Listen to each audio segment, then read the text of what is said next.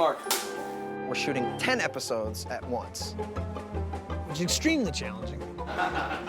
On a given day, we might be shooting pieces of 4 episodes. There's a risk of getting lost in your storytelling.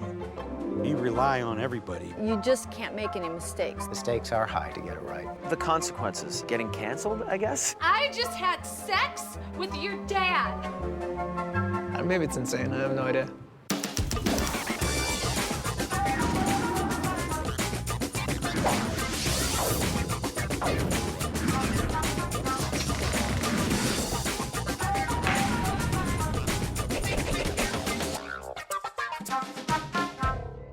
It's Always Sunny in Philadelphia is about 4 degenerates who own a bar in Philadelphia.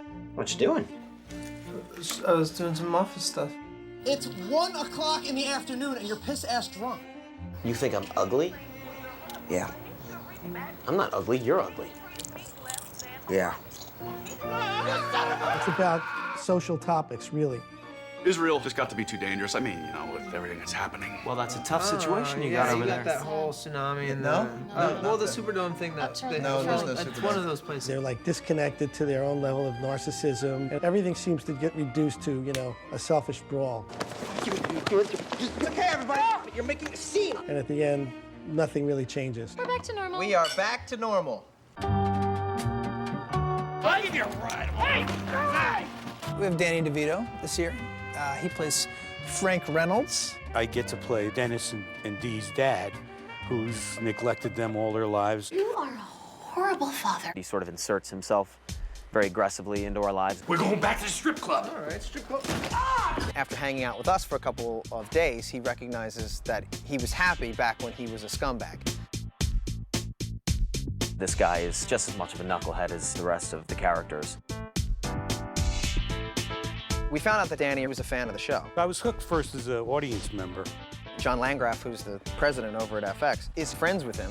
And I said, John, please get me a meeting with him as fast as possible. So he did. I went over to his house, and I just started lying, basically. He was pitching, you know, big time. They wanted me to be in all 10 shows, and I really wanted to be in all 10 shows, but spreading them out would have been really difficult. He had a time limitation. At the end of 20 days, he's gone. So all his stuff comes up front, and in the process of shooting him out, you've opened all 10 scripts. The onus on us was to be able to schedule the entire body of Danny's work for 10 episodes at the front of the schedule, which carries with it a raft of challenges.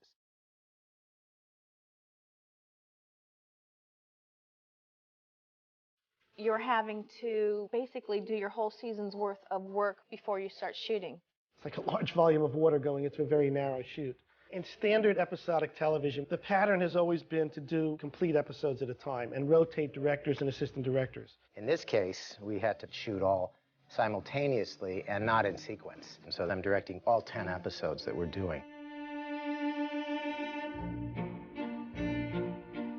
Most shows you can have 3 or 4 episodes that are written, and you can start shooting while the other episodes are being written. We couldn't do that. We had to very quickly write 10 scripts. Any show you're on, you're getting handed a script the day before you shoot, maybe the day after you shoot. This one, they had 400 pages worth of story together before you shoot anything. In a way, it's like we're shooting a 450-page film. The Screen Actors Guild has very good and strict rules about when you start an actor, you have to pay them until they're finished with their work. But if you're shooting parts of an episode and then coming back to it 3 weeks later, you know, there's huge cast carries there. A cast carry is when you hire somebody and then they don't work again for another 3 weeks. You have to pay them for the whole period. We're a low-budget show, extremely low budget, one of the lowest budgets in television right now. So to pay one actor a month's worth of work over that hold for what could be 3 scenes is strenuous, to say the least, on our budget.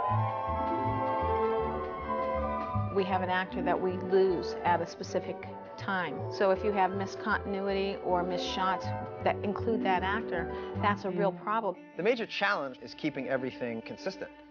Which leg did I have crossed? Which leg did I have up? Which way did I turn? You know, when I left, was my drink in my right hand or my left hand? When you're on set and you hear a voice call out, the mug was in your left hand, as an actor you're going, I don't care where the mug was. I'm gonna put it wherever I need to put it in the scene. And then you realize in the editing room, thank God for this woman, because if she was not calling out things like that, you know, you'd be screwed. Everybody has to be aware and on their game about the continuity within the whole season. It's kind of like a movie, but this is like 3 movies. Just think of trying to keep the continuity of wardrobe between 6 or 7 story days times 10 scripts. Is very intense for wardrobe. We can't go to the director or go to someone and say, hey, oh, sorry, it's not going to match. So there's no room for error. 0, no room. Interesting. Danny's character starts off with a lot of money and goes through a lifestyle change. I'm giving it all away. So the continuity of having maybe the same outfit look great in episode 1 and look really bad in episode 10, it's just logistically a lot. We probably have 50, 75 pieces per person. They may have 10 of one item because it starts off this way, then he gets in a fight, then he gets dirty.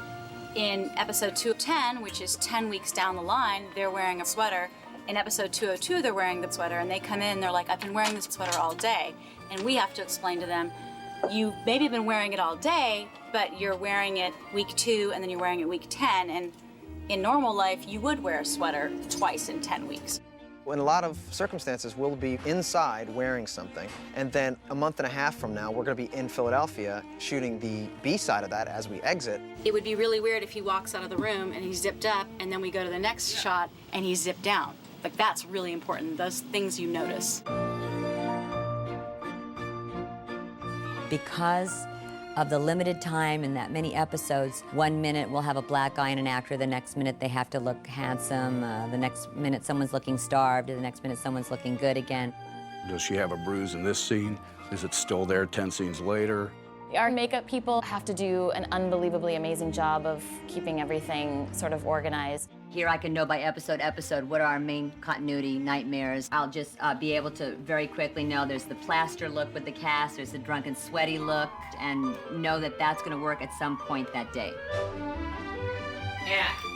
Action. Controller. Today, it's hard to believe how fast it's all gone by. Danny's going to finish today. He's going to be wrapped in photography. He was a trooper. Worked as fast as we could want him to. I think he had a ball doing it. And cut.